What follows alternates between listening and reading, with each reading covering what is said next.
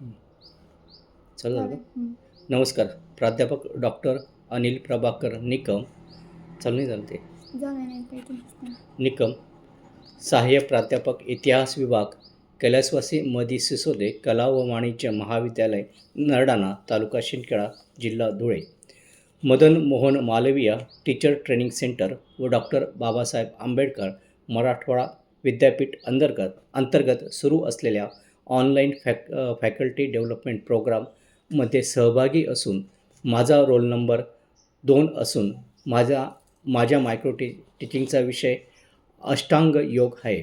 अष्टांग योगाची माहिती विचारात घेण्याअगोदर थोडक्यात योग म्हणजे काय याचा परिचय करून घेणे आवश्यक आहे.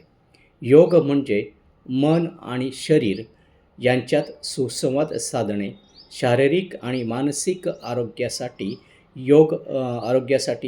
केला जाणारा सराव. योग हा एक आध्यात्मिक शिस्त आहे. योगाचा उगम प्राचीन भारतात झाला आहे. महर्षी पतंजली यांना योगाचे जनक म्हणून ओळखले जाते.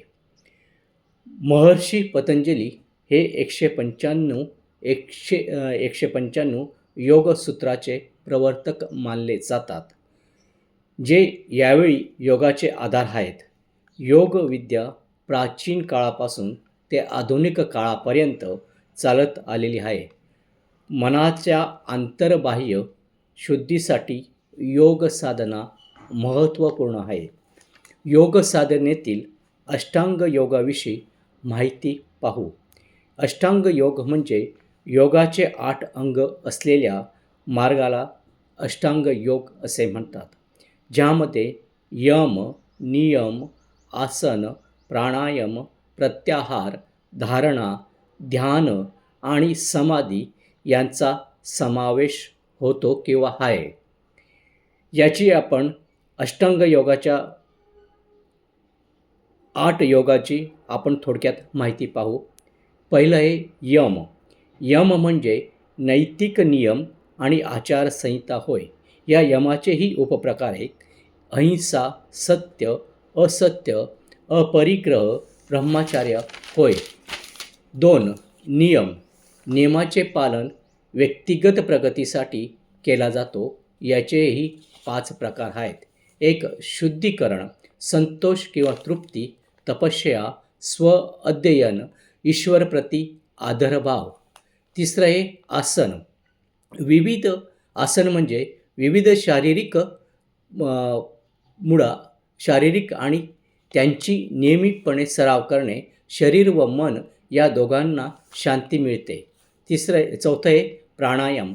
प्राणायाम म्हणजे योगातील श्वासावर नियंत्रण ठेवण्याची एक प्राचीन जी शरीर, मन आणि आत्म्याला संतुलित ठेवण्यास मदत करते. प्राणायामाचे फायदे. प्राणायाम केल्याने फुफ्फुसाची कार्यक्षमता वाढते, रक्तदाब नियंत्रण राहतो, ताण कमी होतो आणि ध्यानधारणा सुधारते. या अष्टांग योगाचा पुढचा प्रकार आहे धारणा. धारणा म्हणजे मनाला एकाग्र करणे किंवा एका बिंदूवर लक्ष केंद्रित करणे म्हणजे धारणा होय. धारणा हा संस्कृत शब्द आहे. योगाचा 8 अंगापैकी एक महत्त्वपूर्ण अंग म्हणजे धारणा होय.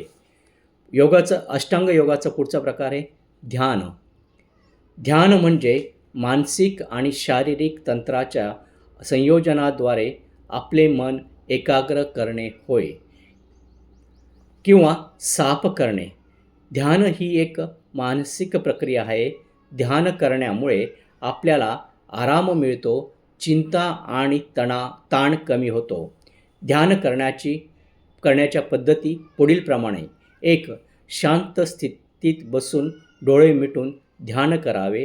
ध्यान करण्याने पुढील फायदे होतात. 1. चिंता आणि ताण कमी होतो. 2. आराम मिळतो. 3. शरीर आराम करण्यास मदत होते. 4. शांत स्थितीत ठेवले जाते. 5. आध्यात्मिक मार्गावर प्रगती करण्यास मदत होते. ध्यान हे एक प्राचीन तंत्रज्ञान आहे. आध्यात्मिक समय वाढवण्यासाठी आणि आध्यात्मिक मार्गावर प्रगती करू पाहणाऱ्या लोकांकडून ध्यान केले जाते. अष्टांग योगाचा पुढचा प्रकार आहे प्रत्याहार. प्रत्याहार म्हणजे इंद्रियावर विजय मिळवणे होय. प्रत्याहार हा योगाचा एक प्रमुख अंग होय. प्रत्याहार करण्याचे मार्ग: शांत राहणे, डोळे बंद करणे, शांत ठिकाणी एकचित्त करून बसणे. प्रत्याहार करण्याचे फायदे: 1. इंद्रियावर नियंत्रण मिळते. 2. शांती मिळते. 3. मन एकाग्र होते. 4. अंतर्ज्ञानी मन जागृत होते. अष्टांग योगाचा पुढचा प्रकार आहे समाधी. समाधी ही एक अवस्था असते.